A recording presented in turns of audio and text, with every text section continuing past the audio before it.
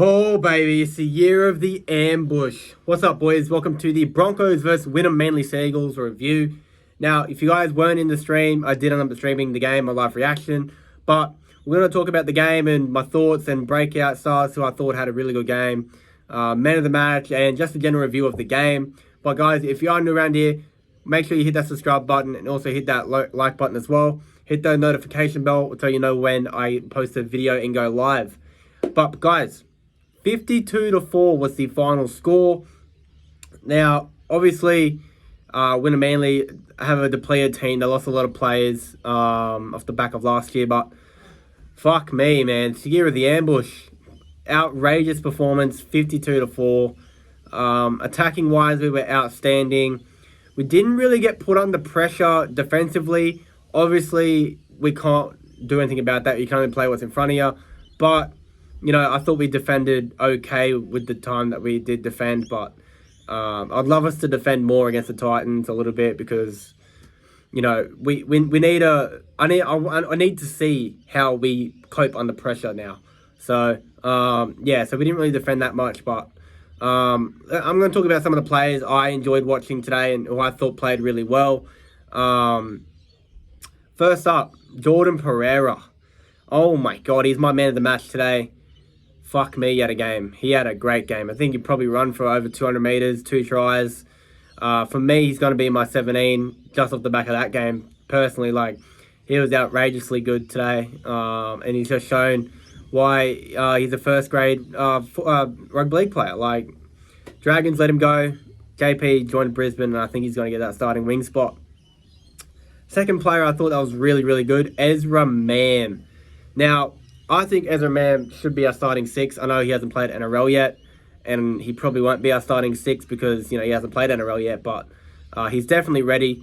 And I don't want us to make the same mistake we did with Reece Walsh and just let him go to another club because we don't think he's ready. He's definitely ready for first grade.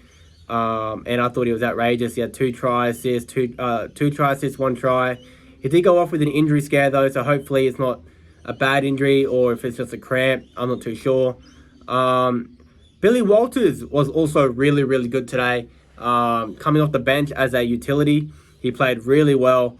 And I think he will be starting 14, to be honest. Played well out of hooker.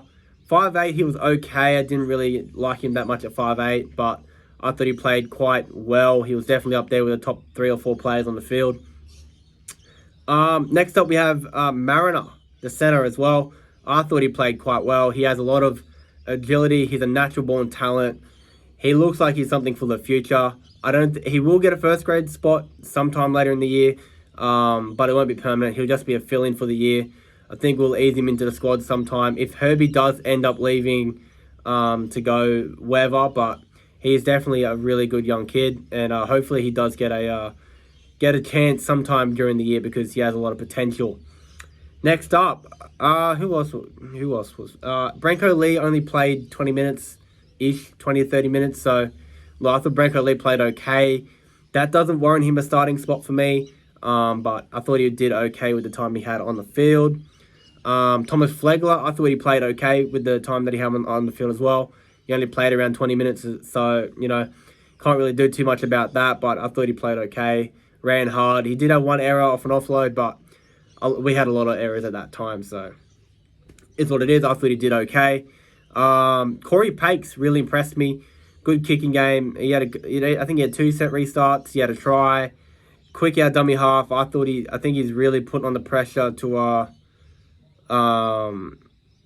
Jake Turpin, but yeah, no, I'm really intrigued to see how Corey Pakes does go this year. Him and Billy Walters, I think, will be fighting for that 14 spot.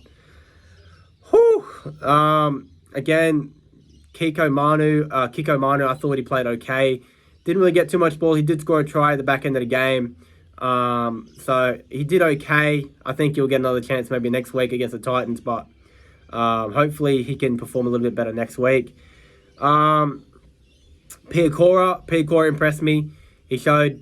I think he showed a lot of dominance. I think he's definitely a NRL back rower, definitely ready for first grade for me. So I think he's going to be on my bench potentially. Kobe Hetherington as well played pretty well. Tamari Martin only played 20 minutes.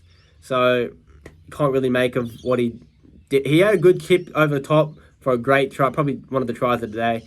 But other than that, he really didn't do too much. Obviously, I think we're just going to ease him into Queensland Cup and hopefully pick up a bit of form. Now, Tyrone Amy, I think his name is. I thought he did okay off the bench as well. Corey Jensen was really impressive off the bench. I think he might ease his way onto a bench role as well.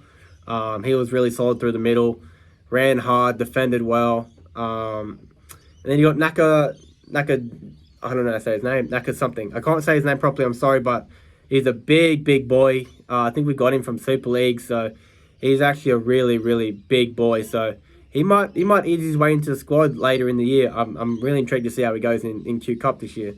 But we had a lot of good players today. But my standouts were obviously Jordan Pereira, Ezra Mam, and probably Billy Walters. But, you know, you could add the likes of Corey Jensen in there, Pete Cora, Mariner. Like, they're my best four on the field. But, again, there's not much to review other than the tries. Like, the tries were great. Jordan Pereira finished off the try as well. Jermaine Osaka, I thought he was okay at fullback. But I don't think he's going to be our fullback at all. He still needs to work on his playmaking a little bit, but he has all the potential in the world to be a great fullback in the NRL. I've been saying that for a long time. He's a great athlete, great step, a lot of speed, a lot of slickness to his game, but he just needs to improve that playmaking game, for my opinion. But hopefully he can improve that at Redcliffe for his career. But yeah, there's not much else to say, really. It was just a dominant attacking display of football. We put on 52 without Adam Reynolds and Capo and Cobbo and Kelly and all those players. Like, we're still missing a lot of players from that squad, and we still managed to put on 52 points. So if I'm taking away anything from that game, I'm saying Ezra Mam has to be my starting 6. Billy Walters would be my 14, and Jordan Pereira would be starting on the wing. So that's my review, guys. There's really not too much to review other than tries and attack. But look, I thought we played quite well attacking wise. Again, we didn't really see too much defense because we didn't have to do too much of it. But guys, that's it for the video. We will be live next weekend for the Broncos vs Titans trial game at Seabus. So make sure you tune in for that. I might do a preview for that game once we name our lineups and stuff like that. But guys, if you're new around here, make sure you hit that subscribe button, turn on the post notifications, and I'll see you guys in the next one. Peace.